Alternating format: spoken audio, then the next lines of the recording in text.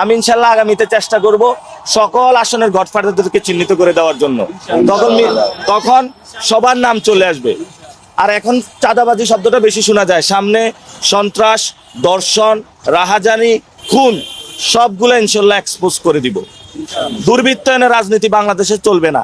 গণ অভ্যুত্থানে শহীদ হয়েছিল নতুন বাংলাদেশের জন্য, নতুন বাংলাদেশে নতুন রাজনীতি চলবে, যে রাজনীতিতে কোনো দুর্বৃত্তায়ন নাই, সন্ত্রাস নাই, চাঁদাবাজি নাই, দখলদারিত্ব নাই। ঢাকা হাটে নির্বাচন স্থগিত করা লাগবে না। বিষয়টা হলো ঢাকা হাটে সংগ্রাম চলবে।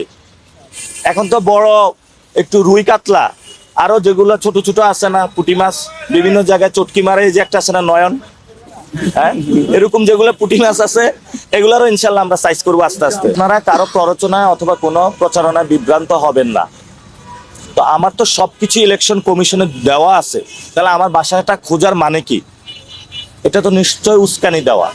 এবং আমি যে জায়গায় থাকি ওইখানে গিয়ে আমাদের একটা ক্যাম্প ছিল, সেখানে হলো চাপাতি দিয়ে 4 জনকে আহত করেছে। অনেক টাকার মালিক হইতে পারতাম। বাংলাদেশের যে দুর্নীতি সিস্টেম, বিএনপির অনেকে যারা ইলেকশন করতেছে আমি চিনি, জানি তাদেরকে। কেউ বাস দখল করেছে, কেউ ট্রাক দখল করেছে, কেউ বন্দর দখল করেছে, বিভিন্ন জায়গায় আওয়ামী লীগের সম্পত্তিগুলো তারা লোপাট করেছে, চাঁদাবাজি করেছে। আমি আমৃত্যু রাজনীতি করে যাব। আমি যদি রিক্সা চালাইতে হয়, আমার যদি রাস্তার পাশে দোকান দিতে হয়, যদি প্রয়োজন হয় তাও করব, কিন্তু কখনো আমি দুর্নীতি, চাঁদাবাজি, সন্ত্রাসের সাথে জড়িত হব না। এটা আমার মানুষের কাছে কমিটমেন্ট। আমি এক আল্লাহ ছাড়া কাউকে ভয় পাই না, যেই যতই করুক না কেন। এটা আল্লাহ কোরআনে বলেছেন, ওয়াতুইজ্জু মান তাশা ওয়া তুযিল্লু মান তাশা। তিনি যাকে ইচ্ছা সম্মানিত করেন, যাকে ইচ্ছা লাঞ্ছিত করেন। সবকিছু আমরা আল্লাহর কাছে সুপর্দ করলাম। আল্লাহ যদি চায় সম্মানিত করবেন, আল্লাহ যদি চায় লাঞ্ছিত করবেন। এখানে নাসিরউদ্দিন এমপি হতে আসে নাই। এখানে ঢাকা 18 আসনের যারা ভোটার রয়েছেন আপনারা সবাই এমপি। আপনি নিজে ঢাকা 8 আসনের যারা আছেন সবাই আপনারা এমপি। আপনারা সেখানে নিজেকেই নিজে ভোট দিবেন এবং নিজেকেই নিজে নির্বাচিত করবেন।